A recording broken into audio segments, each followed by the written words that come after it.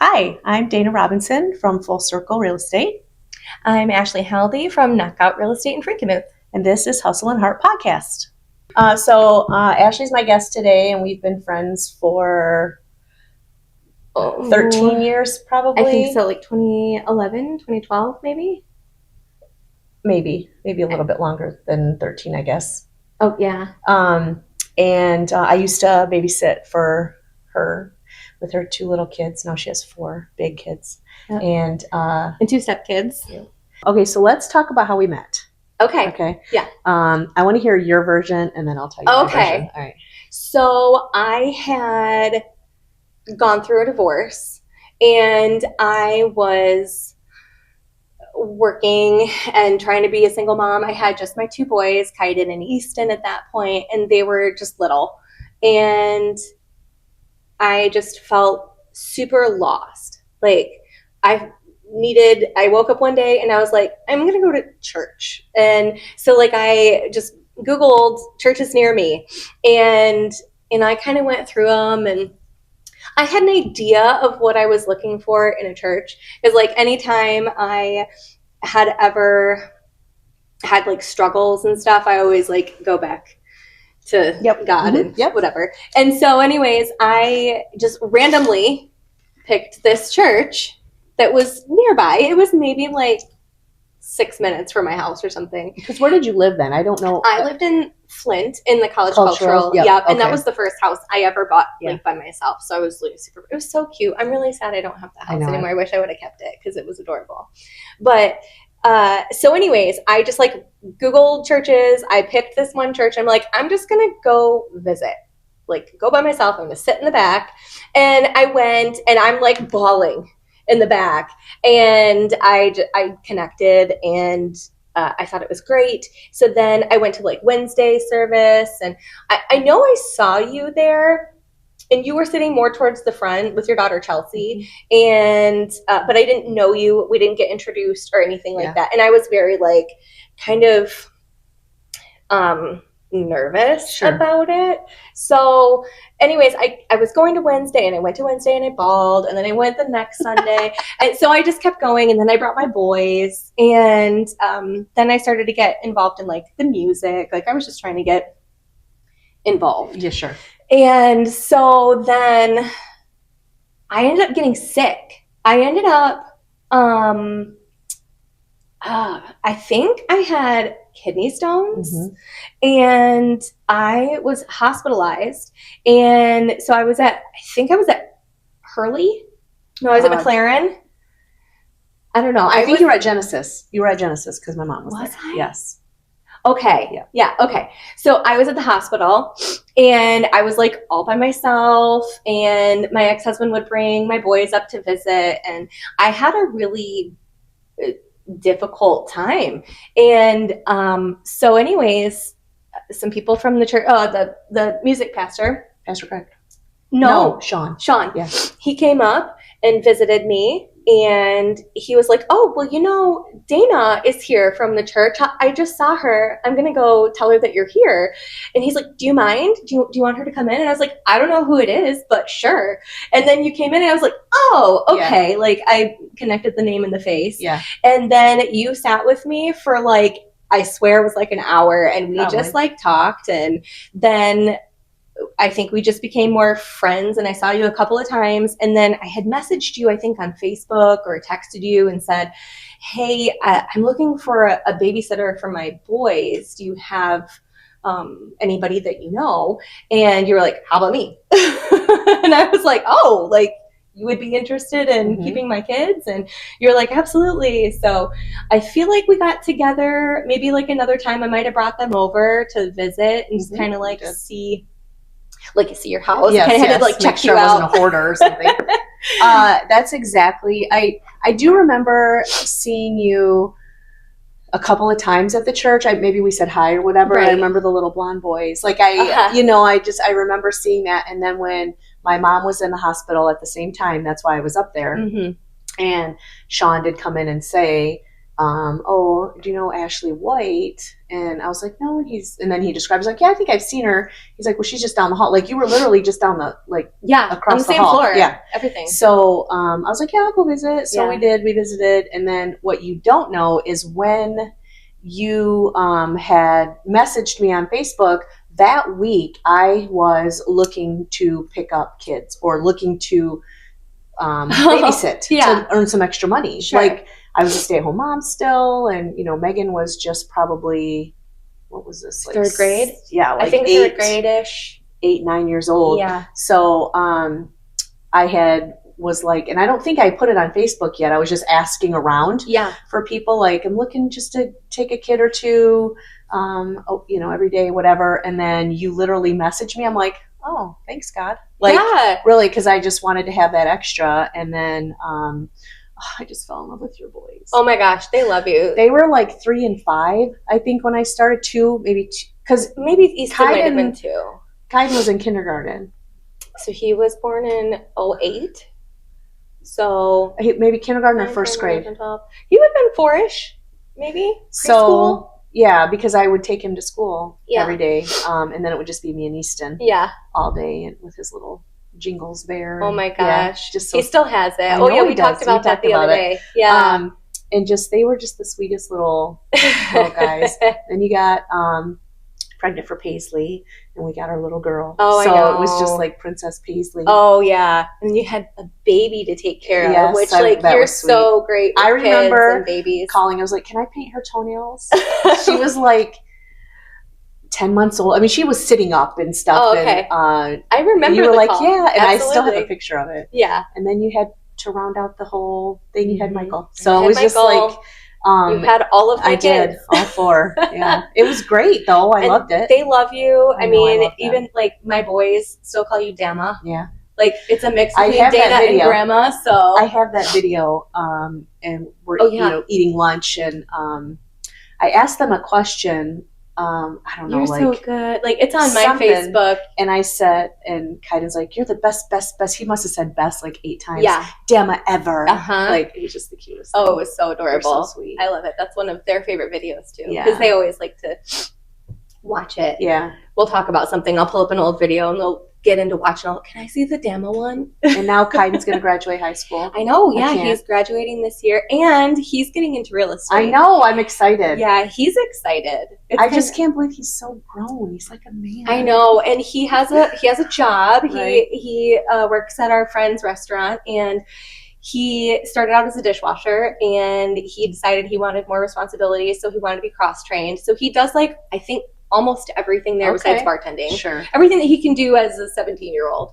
But they love him there, and they don't want him to leave. They're like, even when you do real estate, we still want you to work here until, like, things take off. You have the best kids. Like, I will say, they've always been so respectful, and they get along. Like, I mean, I'm sure they fight you had a hand in that. I mean, like, because you helped raise them. It takes a village. They're just so good. Like, they've never been...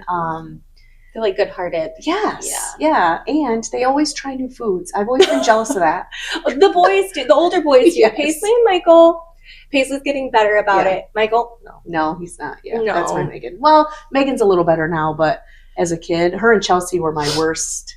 They would never try anything. Whatever. Madison will be like, oh, is that octopus guts? Yeah, I'll taste it. Like, she's always been my adventurous food one. The other two, not at all. Which is so funny that you mentioned that because Tommy, my stepson, is the pickiest eater alive. I can't eat. I remember, like, he would only eat chicken nuggets. Yes. And pizza, pepperoni pizza. There was something he wouldn't even try, and I'm like, "You're a kid. Why wouldn't you eat?" Was it mac and cheese? He doesn't like ice cream. Yes. He doesn't like pop. I mean, I guess that's a good thing. They're not good for you. Yeah, I mean, like, he's not like a fruit person. He will eat a banana. But it's so funny because I'm always the one that's like trying to like get him, and he's a great sport. Like he will take a bite of everything, and if he doesn't like it, nah. Yeah, that's. And I'm like, thanks for trying it, buddy. Like, I appreciate it. So we went out to Olive Garden one day or something, and of course, Kaiden and Easton have to get the calamari. Sure. And so we get the calamari, and Tommy's like, "What's that?" And I'm like, "Oh, it's just chicken." So I told him that it was chicken, and it did the same thing to Paisley Did he and like Michael. it? Yes, he loves calamari. Yes. Does he know it's not chicken yes. now? Okay. Yeah, we told See? him like after the first bite. I did that and to he was Megan. Like, good. I made meatloaf. She's like, I hate meatloaf. You know, she's like 9 years old, whatever. I was like, okay, I'll make you a burger. I literally took the meatloaf mixture and made a patty and just cooked it and made her a hamburger. Like, with ketchup on it? Yes, Yeah. literally. That is a meatloaf sandwich. Yeah. So I love a meatloaf sandwich. I still tease me too with meat and stuff. I still tease her about that to this day about it. She hates it, but whatever. So I got into real estate in 2022, and I haven't done anything like that before. Before that, I was just like a stay-at-home mom, and I did mission work to Haiti, but haven't done that in a long time. And then Ashley, we worked together for a little bit during there at a restaurant, and then she took her real estate license, passed it, and she was working at another brokerage and said, oh, you should come check it out and see what it's about. I was like, okay, I'll come. So I went on my 50th birthday, actually. It was that day, and went to one of her meetings, and I was like, this is pretty cool. I want to give this a try. So I signed, that was in July. I signed up for the class for August. Took my test, passed it the first time, and started here that October at Full Circle. So awesome. I was like, this is pretty cool, and I love it. Like, I wish I would have done real estate so 20 long years ago. Yeah. Like, I feel like I would be much further along in my knowledge of it, and it's ever changing. Like, every single day I'm learning more things, and that's what's great about Full Circle.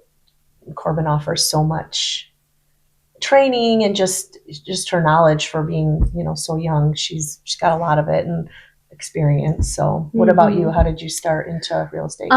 So gosh, I had like a variety of jobs, I feel like. But at the time that I considered real estate, I was working at a golf course, and I was doing like marketing and events, and it was being sold.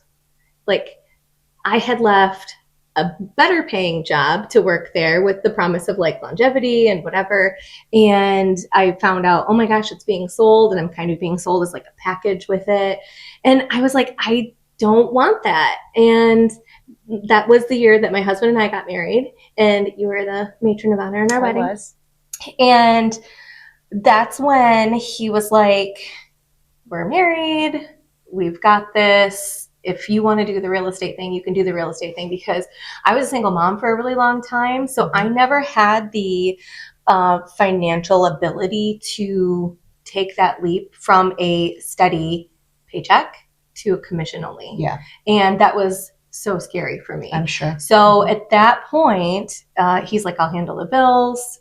I know you can do this. You would be amazing at it. And I've always wanted to do it. It just I never had a pathway for it. Yeah. And then same thing, I say, oh yeah, I wish I would have done this 20 years ago. But my husband always reminds me that you wouldn't be as good of a realtor if you hadn't made all of those connections and developed your sphere absolutely. And got all of the different experience with people that you do have, right. Because that makes like all the difference in the world for me. So I ended up, I quit my job, and I waitressed with you. And I took my class and passed it, started with another brokerage, which was great. It just wasn't like a great fit for me. And it's hard to tell, like when you first start out. Oh, for like, sure. You don't know what you don't know. You right. don't know the questions to ask. And you think, oh, they're going to have X, Y, and Z, which is what I think I need. And I felt like, that's great for some people, but I wanted to be like a more well-rounded agent. I would go out, and I was very social, and I did a lot of networking and everything. And just hearing other agents talk about, oh, I scheduled pictures today, and oh, I've done this, and listing something on the MLS. And I was like, I just don't feel like a well-rounded agent. Yeah. I want to be able, start to finish, be able to handle my transactions. And it's great, like if you have a transaction coordinator or something like that, but it just wasn't a great fit for me. I wanted more control over my deals. I wanted more knowledge, and I just wanted to, be able to start to finish. I think that handle a comes deal. for you. I think that comes with your marketing advertising background. Like you've always been in that type of field for the most part where that's necessary to have that type of skill. For me, I started at a different brokerage. I was only there for 3 weeks and like nobody talked to me. Like, I mean, they'd say hi and stuff, but I felt like I needed to be in a brokerage where it's a team. And you're where, and where, you know, we all work together. Sure, we're all trying to, I guess, compete for the deals and whatever, but for this brokerage, that's not how it is. We are a team. We all work together. We help each other. And I like that part of it. So for me, I like having all that extra help or, you know, so I like how that's different for everybody. When you're in real estate, it's like you make it whatever you need, you know, whatever you need for your business. Because this is my business, that's your business. So I like that, that aspect of real estate. Well, and it was really funny because during that time I was volunteering with the rescue ministries up in like the Saginaw area. Excuse me. And my friend Meg was doing that as well. And she was like, you know, your kids go to Frankenmuth, you're up there all the time. You know, my husband and his partner own Knockout Real Estate. You should really go there. And so I ended up talking to him, and that was like the pivot point for me. I was like, oh, they will mentor me. They will help me get there. And I already feel like I was bringing a lot of value to the table. It's a small brokerage. I went from one that was like 50 agents to one that was like 7. And so it was wonderful because I had like that one-on-one type mentorship that I needed, but also I had like the autonomy to go out there and do the thing. Right. And if I had questions, then I could reach them. And it was just like a support system that I didn't realize that I needed until I experienced it. Right. Yeah. Like, cause you're the type, take the bull by the horns and go, you know, but you want to have the knowledge of it and, you know, I want to make sure I'm doing it right. And I want to make sure that like, because it was still newish for me. And like the first couple years in real estate is just a lot of different experiences. It's not cookie cutter. Nope. It's all learning. Like it's all learning. Like we bought, before I became an agent, we bought, I don't know, maybe 4, 5 houses over the years, like as personal in our personal lives. And I thought, oh yeah, I know about this. I know about commission. I know. Nope. Totally different. Totally different. It did help, I guess, in some ways as being a prior homeowner and seller. But for the most part, it was like learning, and the classes really don't prepare you for. Oh no. Oh no. I mean, unless somebody wants to ask me how much square foot's in an acre, that's about it. you know, Brett, my husband, just got his real estate license. Well, he passed the test, so he hasn't brought hung his it anywhere. license. Yeah. So that's so funny because I'm like, just get through it. Yes. Just get through it. Yeah. You're going to learn so much more after the fact. Right. Yeah. Which is true. It's super true. It is like they don't prepare you for the everyday. I really wish, like after I took the class and then I started working, I would say that first year, I was like, I wish they would have taught us about more in depth of the contracts and things like that, because they didn't really touch on any of it. No, the purchase agreement. And I understand that all purchase agreements are different, how they're set up and whatever, but they're all the same. They all have the same content in it. So I wish they would have.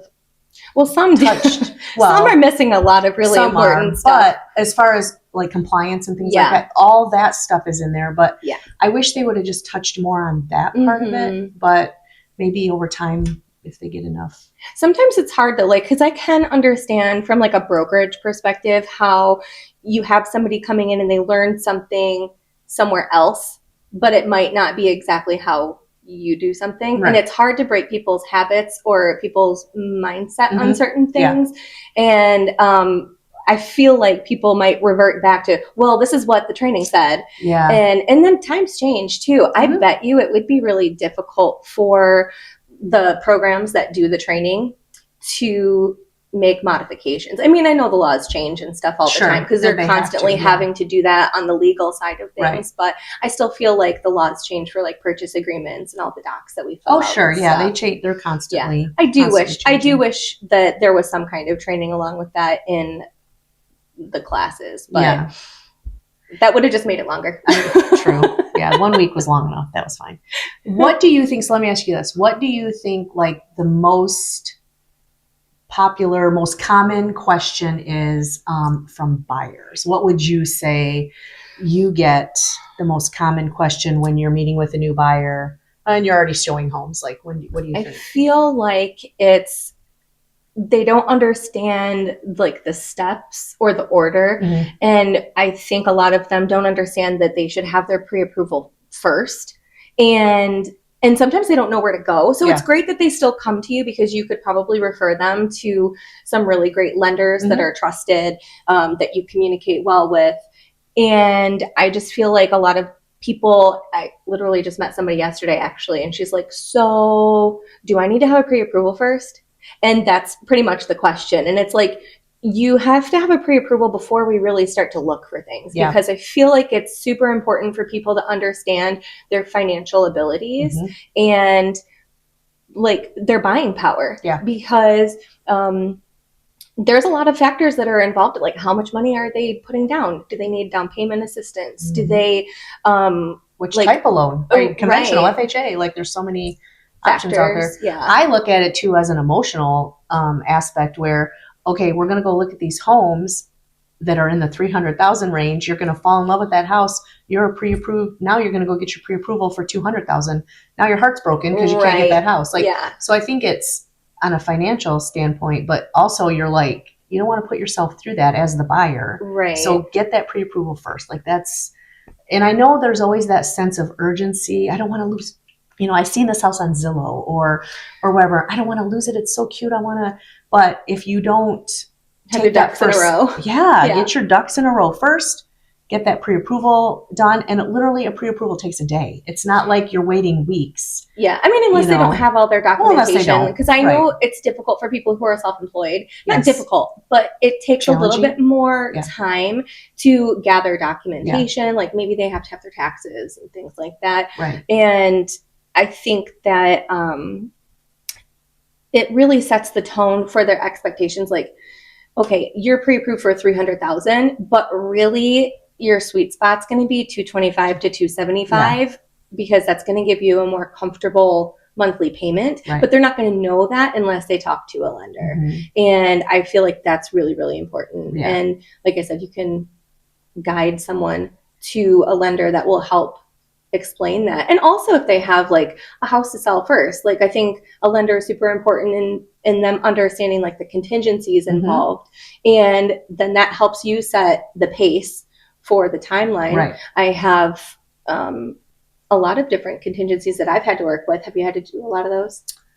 Some, and most of the time it's been they need to sell their house first. Mm-hmm. Or, I mean, just things like that. I've had a couple that have had to move up here from another state. Yeah. So we've had to find housing in the interim, just things like that. Mm-hmm. So I think sometimes that can make it difficult to get your offer accepted. That's a contingency does kind of like, if a seller has 7 offers to choose from, I feel like you have like your cash on top, your cash offer. Cash is king. That's what I always say. Cash is king. And then your conventional or whatever. But if there's contingencies and things, I feel like those kind of go to the bottom of the pile. Yeah, for sure. And that's unfortunate for so many buyers because that's a necessity. Yeah. But like I have some people that I have worked with that they were really interested in buying and we got them a pre-approval, but they were contingent on the sale of their house. And I consistently have to remind them, like,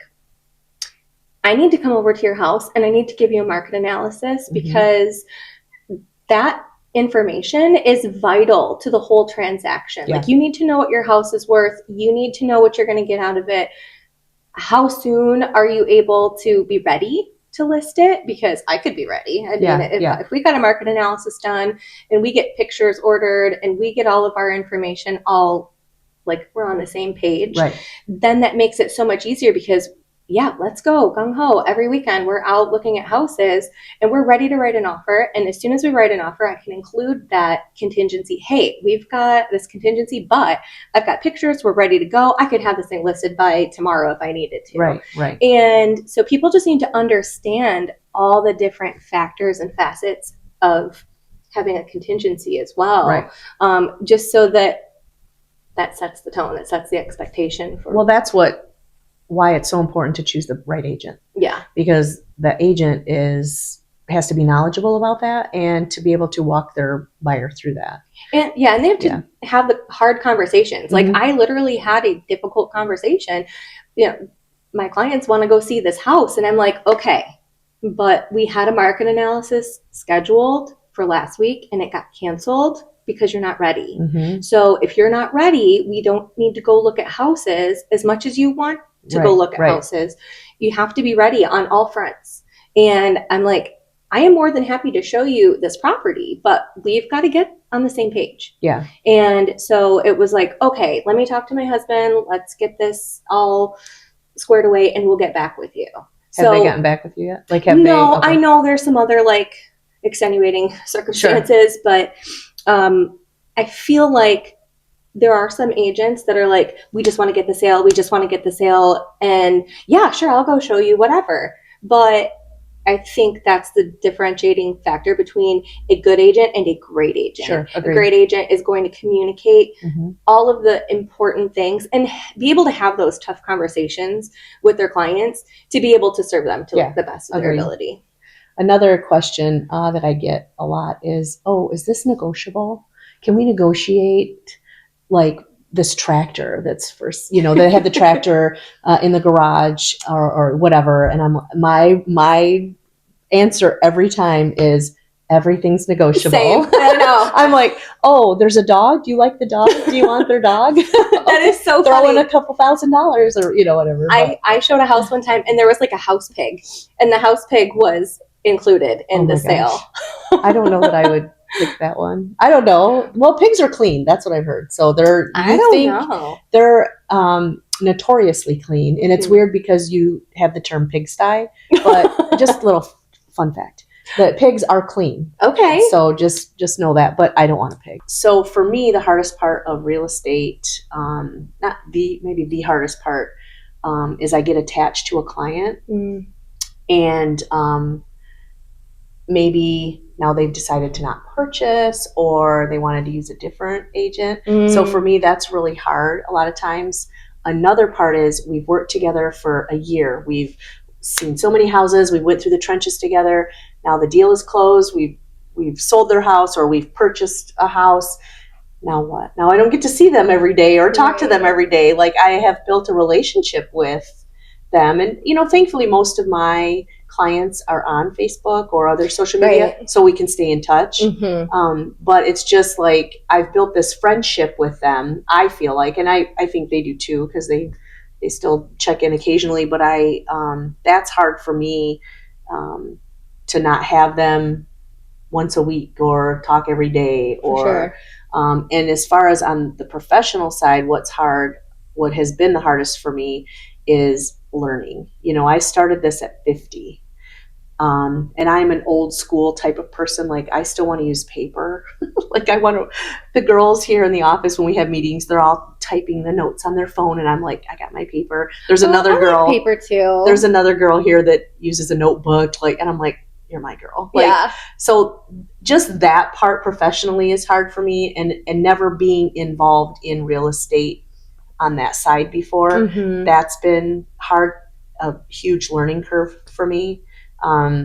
But I would say the technology, being around all the young girls in the office, they're all my kids' age. Yeah. Which I love. I love their energy and I love to keep us young. Yeah. Their energy, their zest for this career. They're hungry. They're so hungry. And when I look at them, they inspire me, I will say, because, they want it and they have confidence. Well, even if they don't, they act like they do, which I admire because so you make it. Yes. I wish, 30 years ago, I wish I had that same confidence and that same drive and So now at 53, for me, that's hard to portray that. You know what I mean? But when I see the girls in the office, and Tom, I keep saying girls, we only have one guy. When I see the girls in the office and they have that way about them, I want to feed off of it. So I want to have a little bit of that for myself, So I think for me, that's been like the hardest part, is coming into this with all of my experiences that have nothing to do with real estate. So that's been a challenge for me. What about you?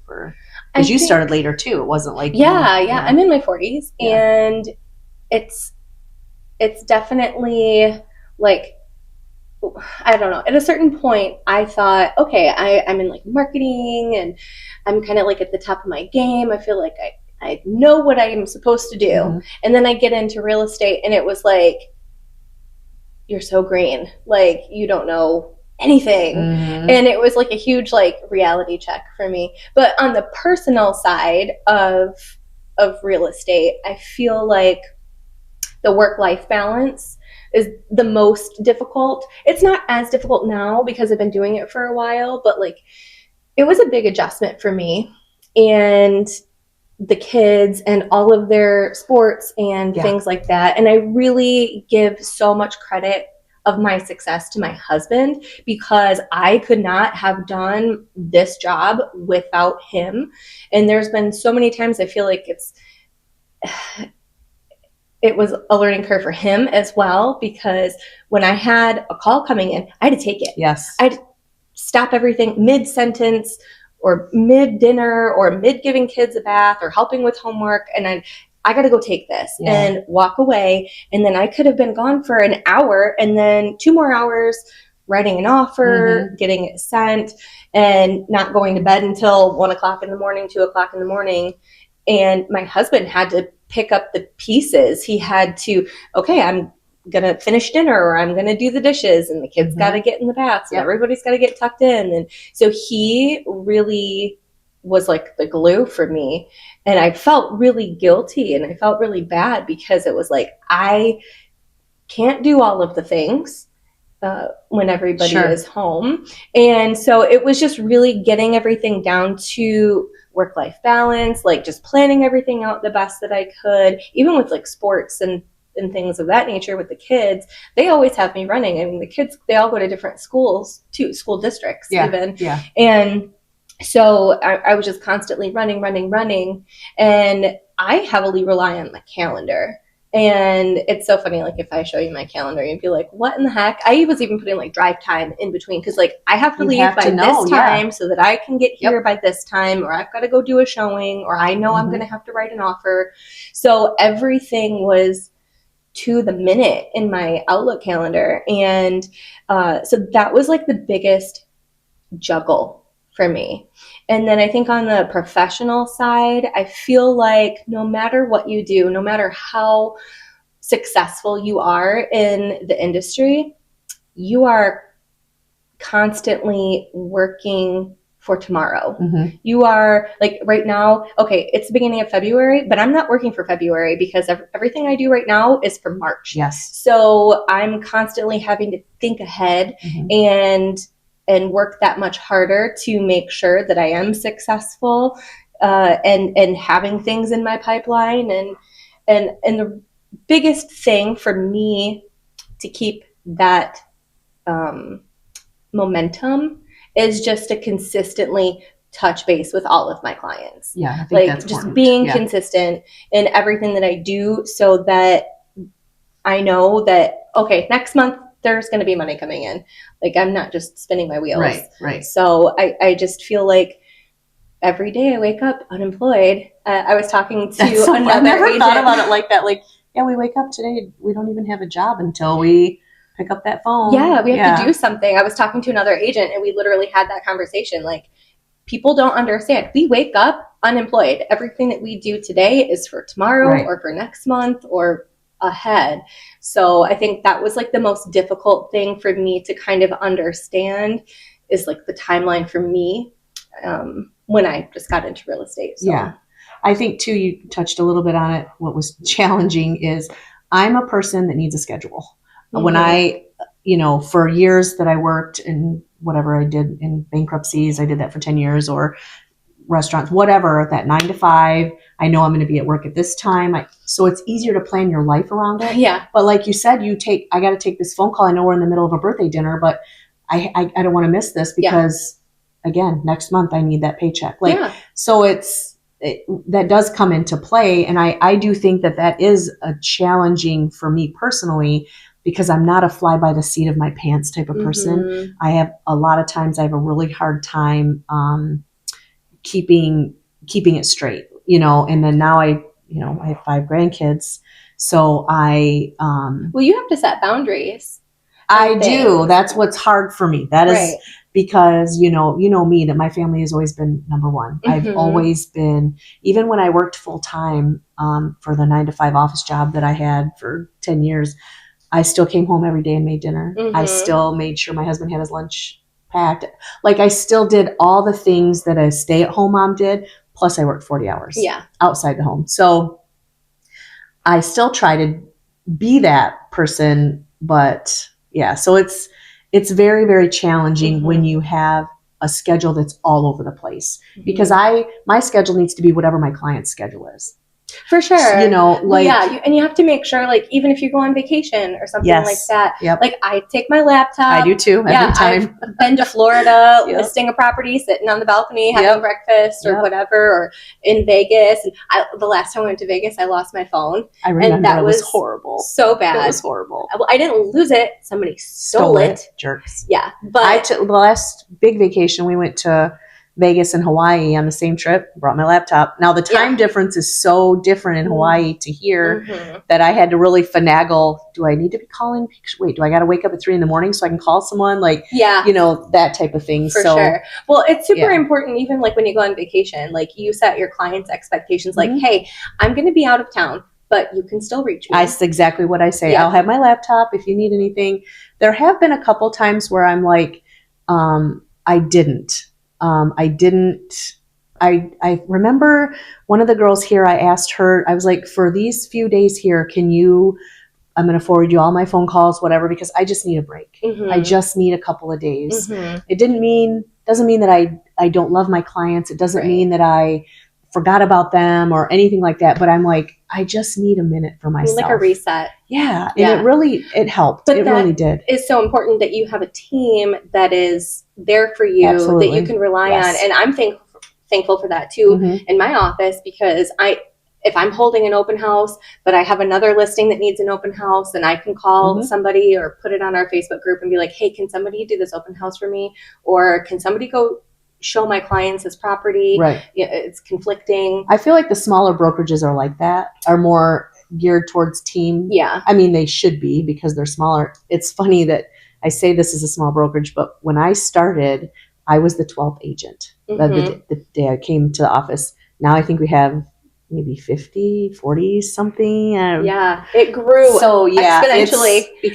because Corbin's good at what she does. Sure. So and people just want to be here.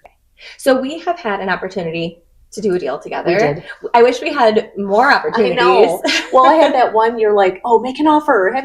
But I'm like, oh, it's like $40,000 more than her budget. So I was like, I did tell her to the one client, I was like, this super cute house, I think it's in Mount Morris on Dodge Road or something. And yours. And it was like maybe $20,000 more than what I was like, if you want to look at it, I was like, but it's way above your budget. Yeah, but you have to do what's right for them. Right. So I was like, I really want to do another deal with Ashley. And it's so funny, because it means so much to work with good agents on the other side. Agreed. And I feel like that has so much to do with the transaction being successful and smooth. I agree. And like a good experience overall. I mean, because we've all had like those nightmare deals. And like the types of characteristics that we are up against on the other side that are more of a challenge, I would say. Like that makes us like a little more aware, like, oh, it's going to be this kind of deal. Also, some agents, I hate to say it, do have that reputation of like, when you and your buyer's like, I want to put an offer on this house, and you're like, oh great, and then you see who the agent is, and sometimes you're like, Okay, Yeah. great. I would say the hardest part about working with other agents not other agents, I should say, like one of the hardest parts is they don't always call back. Like for me, that is my top priority. If somebody calls me, whether it's an agent, a client, a lender, title, whoever, you're getting a call back before tomorrow. Mm-hmm. I mean, it depends on the time of the day. But within 24 hours, you're getting a call back or a text back. Yeah. I absolutely hate it when if my buyer has a question about a house that's not in the MLS or it's not in any paperwork that we can find. Right. You can't give them an instant answer. Yes. And I'm like, okay, I've messaged the agent. I'll call and I text. Mm-hmm. And I hate it when they don't call back. Like, how are you successful in your business? And they could be very successful. They could be very well known and do well, but it just chaps my butt. Like, I hate it. I absolutely hate it when they don't call you back or they don't Well, they're just not great at communication. No. Shoot me a text and just let me know. I'm in a meeting. I'll call you tomorrow. I'm on vacation. Whatever it may be. Yeah. But don't just ignore her. Like you're doing your client a disservice by, do you want to sell that house or are you Yeah, and it doesn't have to be instantly because but everybody's busy, everybody's doing stuff. I totally get it. And so like if I miss a call, a lot of times I'll be like, hey, I'm in a meeting or hey, I'm in a showing or I'm doing X, Y, or Z. Yes. And I make sure to say, I will get back with you. That's total communication. That's all I want. Or here's my email address. Shoot me an email. Let me know what you're looking for so that I can already get you what you need. Because we can't always talk on the phone. We're in times where we're with clients or we're in showings or we're in seminars or we're in meetings at work, whatever it is, or whatever. So you can always slip away and send a quick text or an email or something. So that's why that's a huge pet peeve. Yeah. That's like my number one pet peeve, I think, in real estate. Yeah, communication is huge. Well, especially like if people are not good at communicating and you're doing everything that you can to communicate with them, but then they kind of make it a point to say, you need to communicate with me. And it's like, wait, but you're not communicating. Exactly. And I mean, whatever. I mean, some people just don't realize their shortcomings. And I feel like at that point, like you just have to grin and bear it and just keep doing everything that you can on your side to keep things positive and whatever, because there's really no need to like pick fights with people. I don't ever want to fight with the agent. No, even if you have agents because I have come up with my fair share of rude people or condescending people or whatever. And it's just like, check your attitude at the door because that's not beneficial to the situation. And you don't have to be like sugary sweet. That's fine. But maybe like the older agents, I say older, like we're older. I know, but I mean, they could be older than me or in my age, but they've been in it longer. So a lot of times I feel like they're condescending or they're like, maybe you do know more than me. You probably do. Sure. So how about instead of the attitude or the condescending, why don't this could be a teachable moment for me.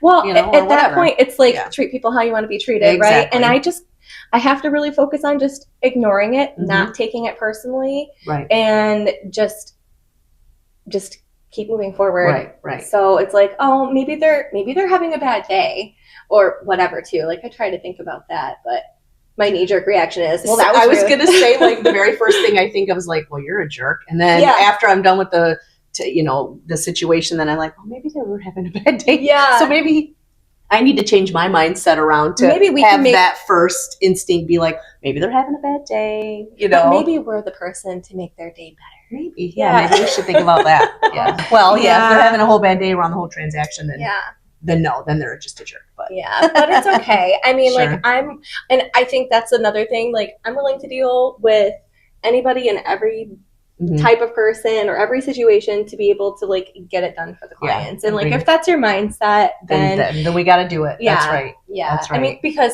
there's always somebody, no matter what job that you do, that you're going to clash with, that you're going to butt heads with, that you're not going to get along with because like everybody's personalities are so different. Right. And so when I worked at a credit union for 10 years. And so I did a lot of training and it was like, oh, mirror the person. So if they're being mean, you don't want to be mean back. I can't. I have to forget that. I have to forget when I used to train people. And it's like, well, but I could not be as nice as you normally bubbly would. or whatever, Well, because that could be not like that the person's definition cup of tea. bubble. You are the definition of bubble. Like, but I'm not everybody's cup of tea. Like, right. I might be too much for some people. Sure. And I can kind of pick that up. Mm-hmm. Like, even some of my clients, like, I might have to tone it down a little bit. Like, I get so excited to help people. And there was like a lady yesterday that I met. I was referred to her by another mom, and we dropped our kids off to this club. And this one mom's like, hey, that girl on the couch over there is looking for a house, and I referred her to your office to call you. Did you beeline it over there? Because I would have did a cartwheel on my way over to the... I kind of did. I was like, is she like, would it be okay for me to go over there and talk to her? Like, what's her mindset like? Yeah. And she's like, no, go over there and talk to her. And I was like, okay. So then I go over and I'm like, hey, I'm Ashley. And I was talking to her, and I was really trying to like tone it down because I was so excited. Yeah. I love when that happens. I do too. I get a little like nervous. Like, I'm like, reel it in. And then I'm over there so awkward. Then I'm like, okay, now what do I say? Like, I just, sometimes when I'm, maybe I met the client and then we're going to go look at a home or something the next day, whatever. When we get in there, then I kind of just feel like I'm on a first date. Do you know what I mean? Like, you're, okay, now what do I say? Do they like me? Yeah. Like, I'm like, it just. But then weird. I was in the car on the way home after the library incident, and I was like, was I too much? I don't think I was too much. Maybe? No, it's okay. Yeah. So hopefully I get another opportunity to like meet up with that person. Did you give her your card? Well, I didn't give her my card because I didn't take my wallet in. Oh. And I just said, let me give you my number. So I just told her she put it in her phone. Okay. So I would have got her number. And today, well, she called me. Did she? She called me like right there. So then I had perfect. it. So maybe today or tomorrow, shoot her a message. Maybe. It was great meeting you yesterday. Yeah.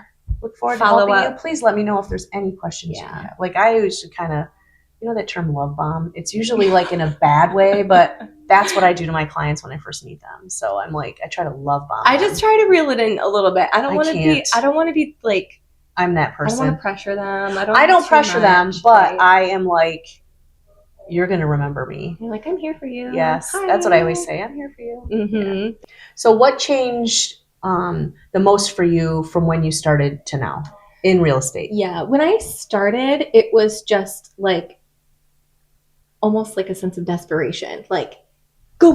Like, take all of those calls. Like, I also was part of a group that was like Zillow Premier. And so like we were kind of like under that microscope. And so you're required to do those things. Yeah.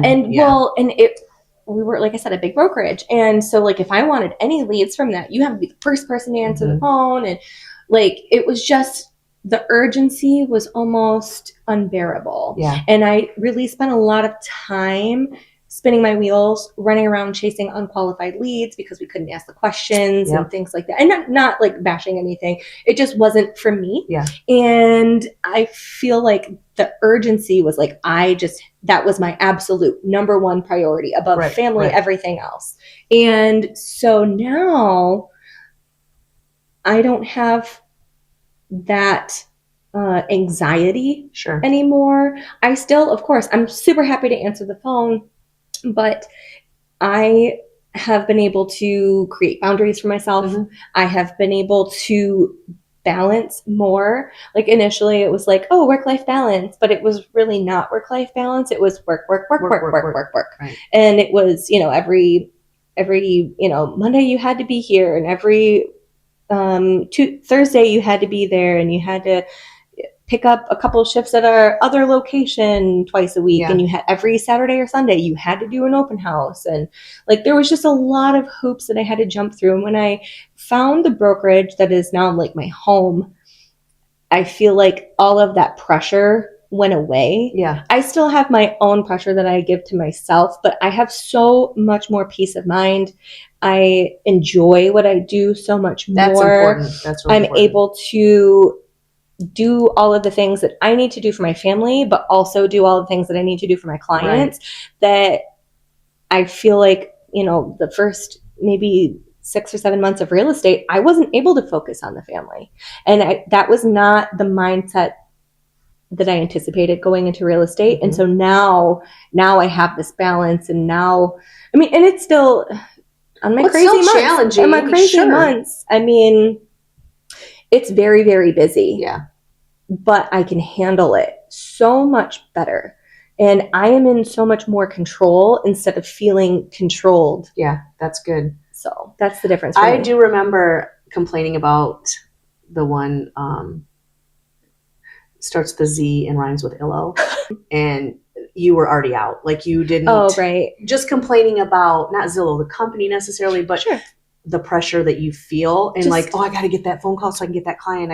And you're like, I was so happy to not have that be tied to my phone. I think that's what you said to me, yes. that I wasn't tied to it. I didn't have to. I could set my phone down, not have to worry, like about missing that lead or whatever. So it does control you if you let it. Right. And that's where the boundaries come in. Yes. And I think that's super important. And just having the control over your own life.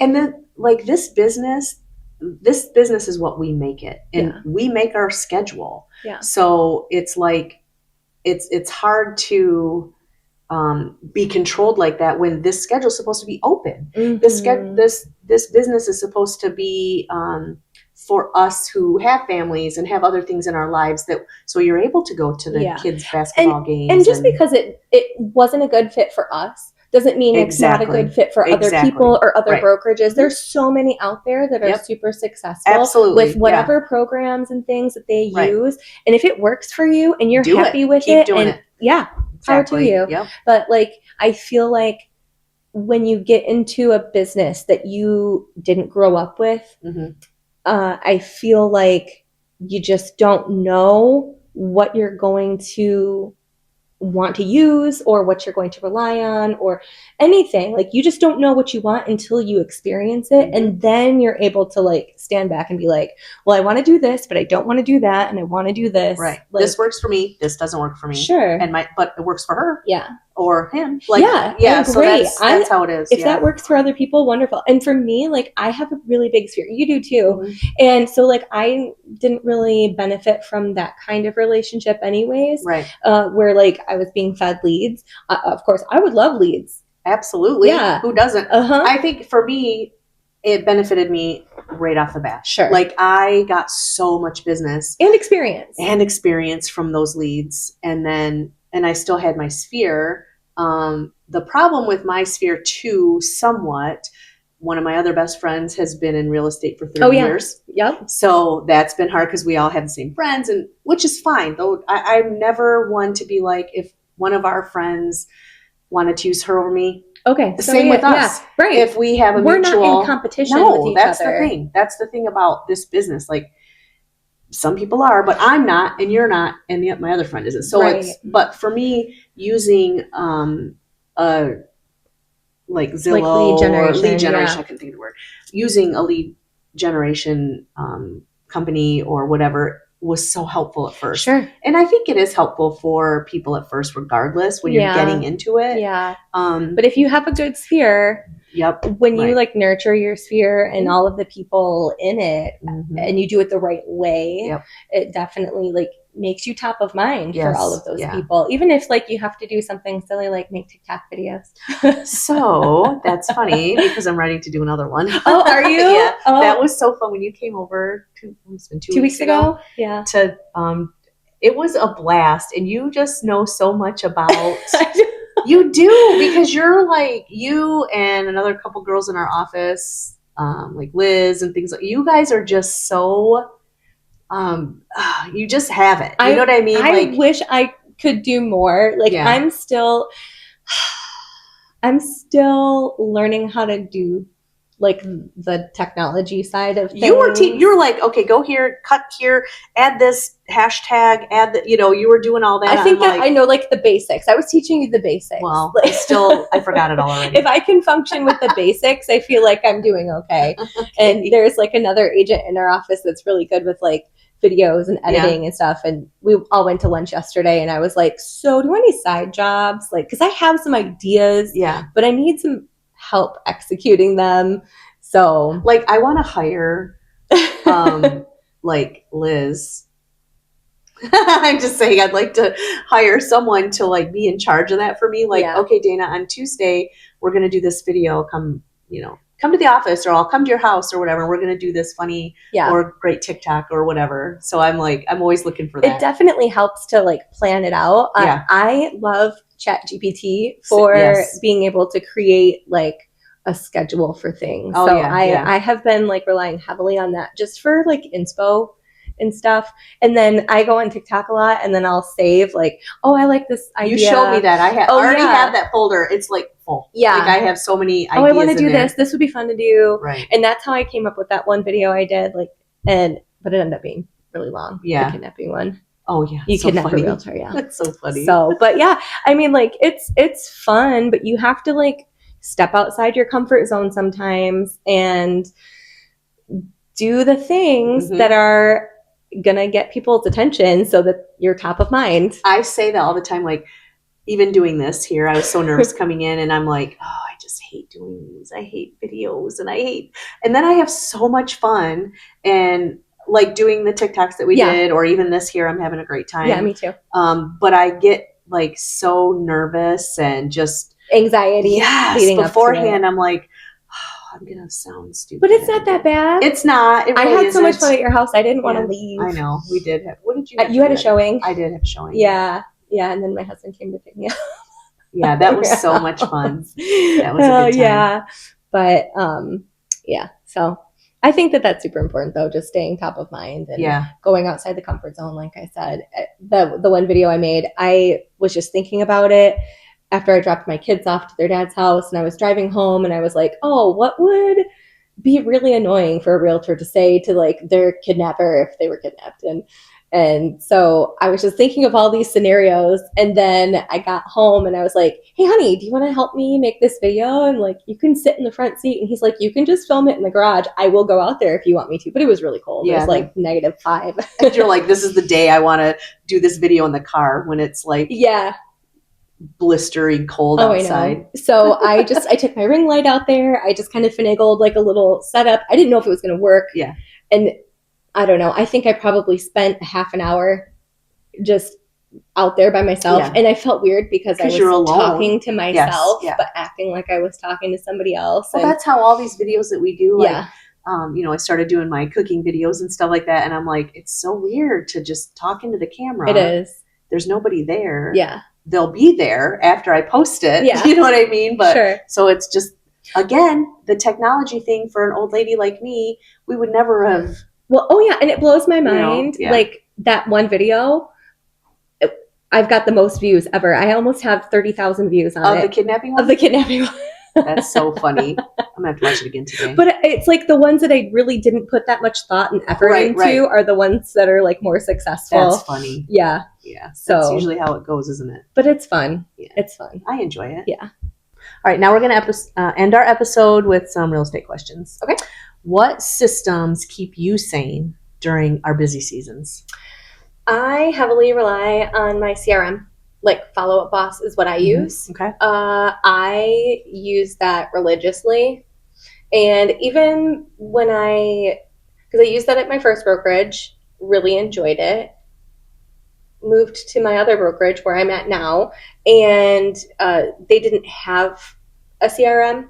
And so I just paid for it myself. Oh, yeah. And used it. And now, like, we're just now adopting it, like everybody in our office. But I mean, that is a lifesaver. Yeah. It's so great. It just keeps all of my clients, all of my information in order.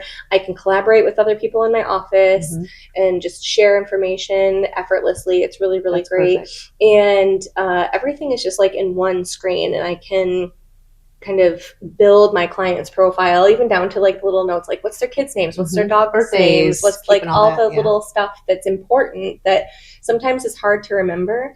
But so I really, really like that. And then I rely on my Outlook calendar religiously. Yeah. So I am constantly, I got to put it in my calendar. And if I don't put it in my calendar it's not getting done, is it? I will forget. Same. And I have to do it right then. Yeah. What about you? So for me, it's first I pray. Like I just ask God to keep me sane through whatever's happening in my life. Like just that's number one. But organization, I agree with you 100%. If I don't write it down, whether it be electronically or on a piece of paper, it's funny because when I first started this business, I tried to keep 2 calendars, a paper one in my electronic Oh, one. same.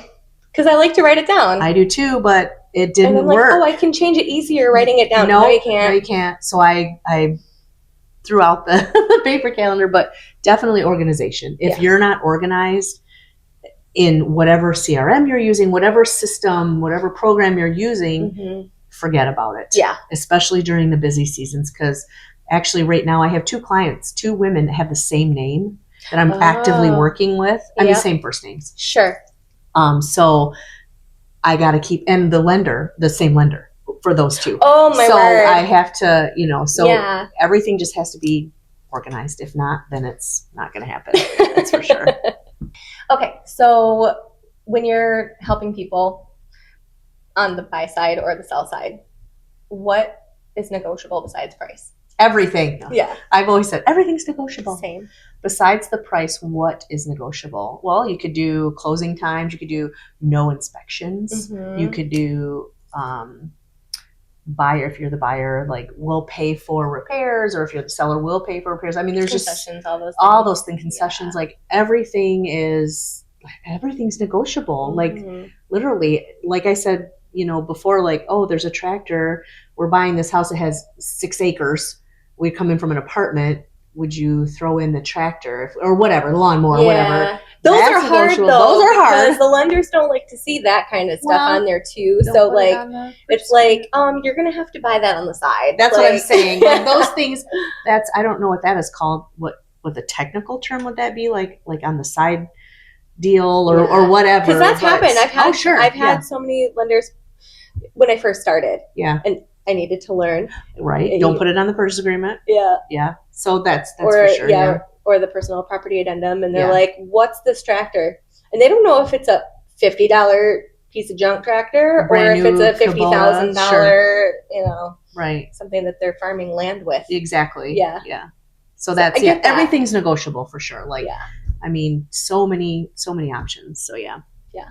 So how do you set boundaries with clients and still provide a great service to them? I think it starts with communication and just letting people know, like, when you're available and when you're not available. And even if you're not available, you can still communicate with them and let them know, like, okay, I will get with you by 9:00 tomorrow, or I will, like, you set the boundary yourself. Yeah. And sometimes, like we had talked about earlier, it was just about having those difficult conversations. And what can be frustrating is that sometimes people don't respect your time, and they don't respect, and they don't, like, intentionally, I feel like, do it. I mean, you're there to provide a service to them, but then there's some people who are like, if you have personal time for you, that means you're available. Yes. Yeah. So, and that's not always the case. And so sometimes, like I said, you just have to set those expectations up front, or say, I'm available on Wednesday, Thursday, and Friday for you if you need to see anything, or if you want to reach me or whatever. Or just say, I'm going to be out of town. If you can't reach me, you can still try to reach me, but if you can't reach me, I'm going to have this person assist in the meantime or whatever. So I feel like that's super important. Even Rachel in my office, I don't know that she has it on her voicemail anymore, but she used to say, like, if you call me and if it's after 7 p.m., I will be sure to return your call before noon tomorrow, or something along those lines. I know a lot of people that do that. Yeah, that have that in there. I am terrible at boundaries. I'm just going to admit that right now. It's maybe I need therapy for it. I don't know, but it's a conscious effort. Hard. It's a really conscious effort, because once you have somebody, like, exceed those boundaries, you kind of are like, man, I really wish I would have set those. Sure. I wish I would have. Oh, that's a big regret of mine. Yeah, definitely. Like that's something personally I need to work on, and professionally. Like boundaries. That's So I'm definitely going to be working on that. It's just, they're not going to like me. Like, you feel you want to give them good service. You want to give them exceptional service, and you want to be available for them. But sometimes you just can't, and you also have to be a person and live your life and do the things that are also priorities for you. And it's just not making yourself, because sometimes people do make themselves too available, and they're like, call me anytime. And And when we say call me anytime, we really don't mean that. Right. But I mean, like we do make accommodations for people. Sure, like I've absolutely. had clients that work third shift and they're Yep. texting me at 3 o'clock, 4 o'clock Mhm. in the morning. And so as soon as I get up, Yeah. I'm messaging So when them I do back. have clients that are like that they're on some kind of weird schedule, whatever, I say, or if our schedules don't match, I tell them, text me, even if it's in the middle of the night, Sure. and I will get back with you the next day. Yep. And I say the same to them. I'll be texting you during the day. I know you're sleeping. Just get back with me when you wake up. Right. Like, Just so we've there's no had pressure. that. Yeah, for sure. Yeah. So this ends our episode today. Thank you so much for coming on our Hustle and Heart podcast. And I just can't wait to see you again. Let's do it again. Yeah, all Thanks right. for having me. Thanks for watching. Thanks.